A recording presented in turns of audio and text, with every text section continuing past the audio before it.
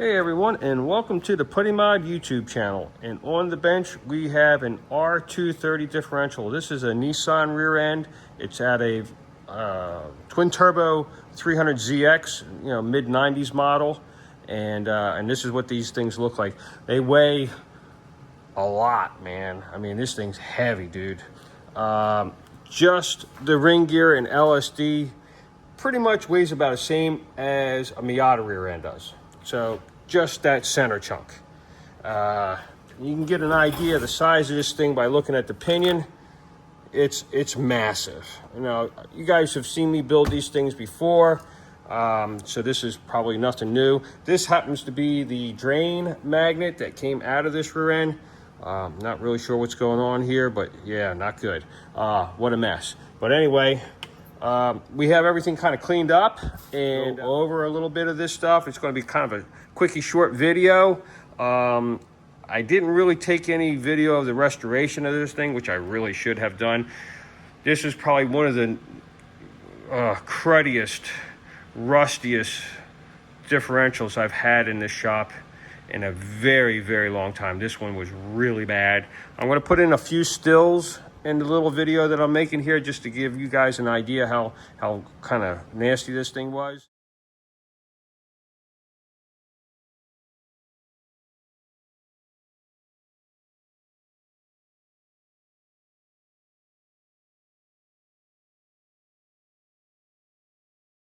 And what had to be done to get it just to this point. I have not done anything with the rear cover in the sense of doing final finish work on it.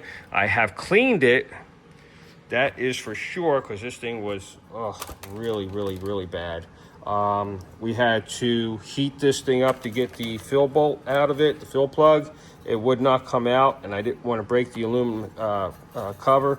So you'll see that little excerpt in this video as well, what had to be done there to get that thing out of there.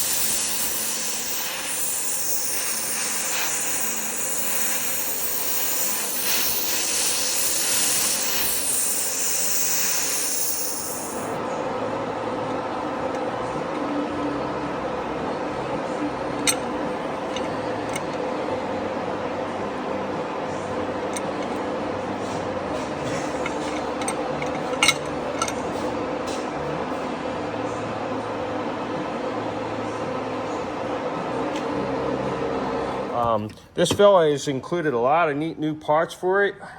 Pretty much everything is brand new.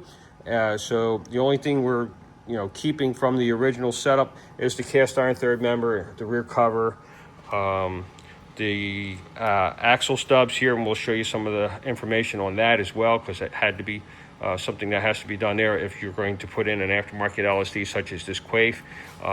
This was originally a viscous LSD, and they have a short and a long axle in them. And when you go to a Quaife, you have to have two short axles. I recommend that you just go out and find yourself another short axle.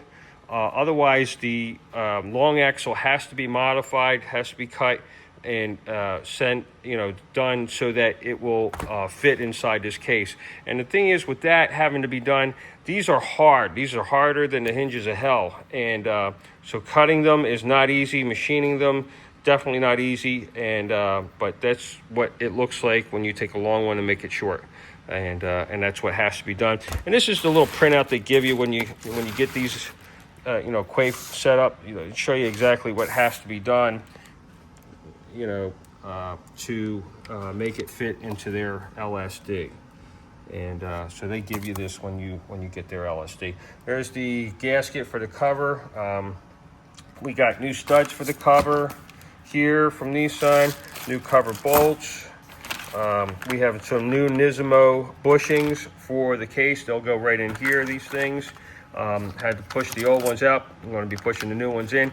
Not an easy thing. We have tricks to do that kind of job, but doing this stuff at home, like in the garage on the floor, these are definitely not easy to take out if you don't know the tricks to get them out. Miata ones are really fun. There's a new fill bolt or fill plug for that cover, which is kind of cool because that one was really tricky getting out. Not that it's really bad. Everything works on it fine now. It does what it's supposed to do. but having a new one is nice. So we're going to go ahead and install that new one right there. We have new Nissan little rubber doodads and metal doodads for the bushings. These are all technical terms, you know. And so all that's going to be all fresh and new, which is nice.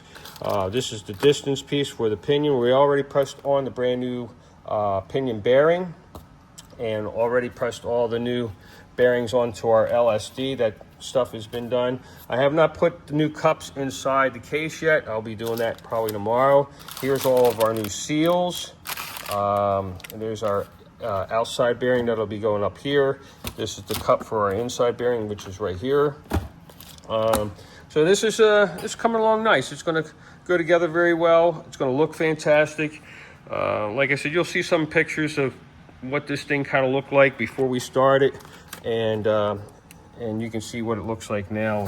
I used a hammer finish because these dust shields on the cover, our differential case, were really bad shape, heavy pitted, heavy rust, and so once I got all that down to just the bare metal, you know, the metal was looking pretty rough. So I used a hammered finished enamel on here, and I tell you what, it looks really good, and it really hid a lot of the damage that was on this differential, so you don't really see anything. It looks perfectly normal and nice, and really came out super nice. It looks good. But there it is. This is the Nissan R230 differential. I'm gonna weigh this thing when I'm done. It's got to be around 100 pounds, I'm guessing. Somewhere's pretty darn close to 100 pounds, if not 100 pounds. Well, thanks for tuning in. Thanks for watching. Sorry I haven't had a video up in quite some time, but I figured oh, nice kitty, thanks.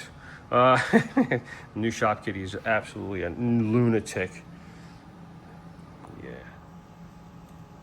That's what happens when you have kitten power. And, but anyway, yeah, we're going to go ahead and put this thing together. You guys are going to watch and follow along as it gets done, and enjoy. And thanks for watching. Thanks for viewing. And check this out on the next video. See ya.